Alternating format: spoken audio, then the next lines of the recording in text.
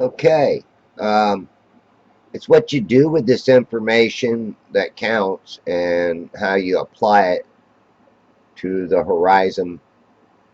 That's why I'm going to kind of talk through this video because there are some crazy effects that happen, and I do think things are displaced. They can be displaced upward or downward. Um, you've got towering that can occur. You've got the mirroring effect that can occur. You've got magnification that can occur. You've got the hazed out horizon that can occur that blocks you from seeing anything farther than that haze. Um, so there's many multiple effects that can occur and happen, and these are going to be parts of them. Now I am going to change uh, the contrast, the brightness, and the saturation, but I wanted to let this little part here roll. Um, if I'm not mistaken, that's the uh, Bill Watts channel marker. I could be mistaken, and it could be Billy Steele's. I'm just not quite sure because of where I started the video out at.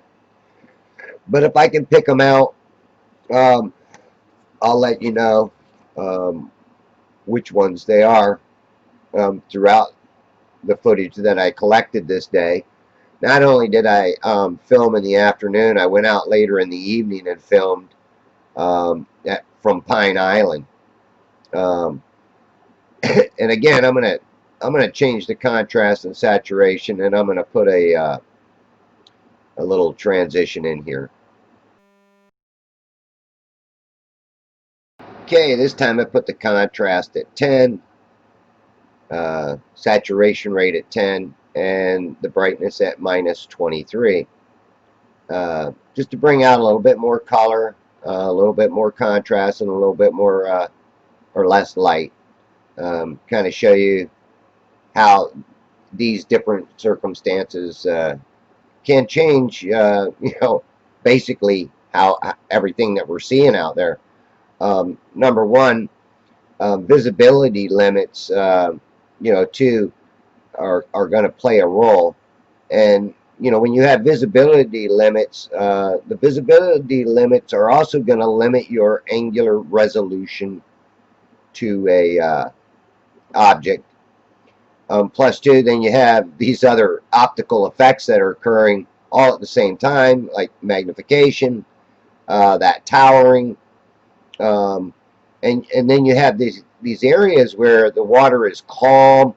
These may be shallow areas. I fish this water a lot, so we do get some shallow areas out there that you try to take your boat through on a low tide, and you'll be on the bottom with little deeper pockets here and there. So, when the wind's blowing across this water, sometimes it'll ripple more in the deeper water than it will in that shallow water for some reason.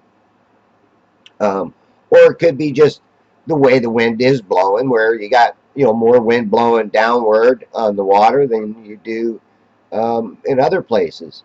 So you're going to get these different um, surface effects where you're going to get mirroring in one area and not so much mirroring in another area. Which these next couple of videos that I show will actually demonstrate that. Um, and we got we'll also have the Fata Morgana going on, which almost in a couple of these it all basically almost looks like not only do you got Fata Morgana, but then you have it inverted again back upright. Oh man, my alarm going off. Somebody's coming up my driveway, I think. But anyhow, um, and then you have it reinverted back on top to where it does make the boat look further out. Now I keep examining this footage a couple of times, trying to wrap my head around what I'm seeing, and this is what I think, that there's a band that's out there that's going to cause these effects. And this band also helps displace um, the true horizon, the actual horizon line that we may see.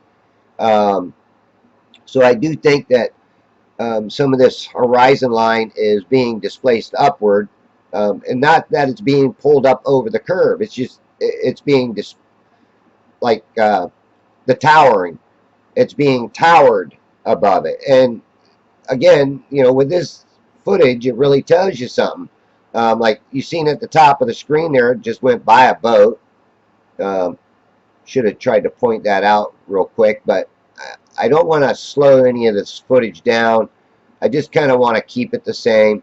But I've had days where, you know, visibility was really, really good, where you didn't have all this light refraction or reflection off of the boats. You could see them much clearer at this distance.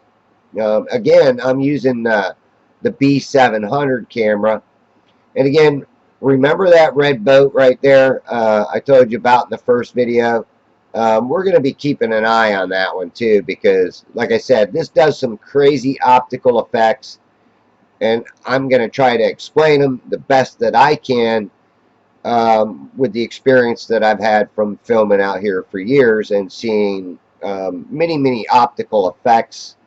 Um, I do believe this was the first time, though, I got the Fata Morgana occurring with some of these other things that are occurring. Now, this boat's hopping because he went across this other boat's wake. Okay, so he'll smooth out a little bit. It isn't that rough out there. It might look like it. Maybe he's got his boat trimmed up to where he's bunny hopping.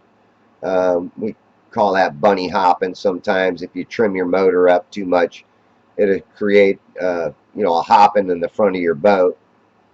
But again, here's another boat. Upper left hand top of the screen. Yes, it's distorted, and yes, I do believe it's being displaced upward a little bit because it's above the band. And you know, here you go, Travis. We'll say ether band, okay, because there's some wild and crazy crap that happens within this band that we see, you see, especially when you were doing the arch in California. And, you know, maybe you'll agree with me, maybe you'll disagree with me, but you know, one of the things that we can always say is that we can't see these optical effects like this boat right here coming at me. It's trying to tower itself above, and that's where this band is occurring at, is in this particular area. And you see how it's towering. It's almost wanting to Fata Morgana right there where it's at, but yet you can see the boat clearly in the water with its wake coming along with it. So we know one thing, that this boat is not flying in the air. He is literally on the water. Otherwise you would not see his wake. And no, his wake is not being lifted up and pulled over the curvature of Earth. And again, the first part of the video, you know, I put the only cell phone footage I had on. So again, you could see where I had my height of my camera. I kept my camera there the whole time, um, pretty much. There might have been a part where I actually went down below the seawall. I'm not sure, but I know I keep my camera at a pretty low perspective. But again, you can see this, how this stretching is occurring, this towering. Um, and that actually starts creating that Fata Morgana that occurs. And this is a weather condition. I would not say it is you know, caused from any kind of curvature of the Earth. It's just a weather condition that happens. And on this day, it's February. Water's probably still pretty cold out there, and this is probably a warm day. And this is why I'm getting all of this distortion in these boats. Again, because the boats get close to me, I do get them in, I mean, you can see them in good focus, And I think there's a few that you'll see that are in fairly good focus because it gets out of this distortion area too. Um, the amount of light hitting the water, reflecting off the water, reflecting off the boat, reflecting off the people, all causes a distortion. And I I think it's not only light distortion, but also caused from all the water molecules, evaporation rate going on, all in one. So there's multiple reasons. And right here above the boat, you can see that mirroring band right there, and that's that distortion band. And you'll watch it in some of the other footage. I mean, you even see something in the background there that popped up and then kind of vanished in there. Um, oh, and what that is that's this boat trying to tower again above it. It's trying to fathom iguana. And if you don't believe me, keep watching the video, especially the next part too. It's pretty crazy. Actually, a couple of these parts are. Now, these are like 13, almost 14-minute videos. So I'm sorry that I'm making them this long, but I don't want to chop the video up and make 100 of these. I mean, it's bad enough I do a lot of filming, so um, there's quite a bit of footage. But again, I want to learn from these, and what better way to learn than to go out there and actually do your own observations. And you can't just go out on one particular day. You got to go out on multiple days, under multiple conditions. You got to go out when you get the cooler weather. You got to go out when you got the hot weather, and then you can start, putting the pieces of the puzzle together. As far as when you got metabunk, all these earth curve calculations that they give you to figure out, and refraction index and standard refraction. There's no standard refraction. I don't know how they can even come up with a standard refraction, because I mean, here in Florida, um, we get so many different weather conditions. It isn't even funny.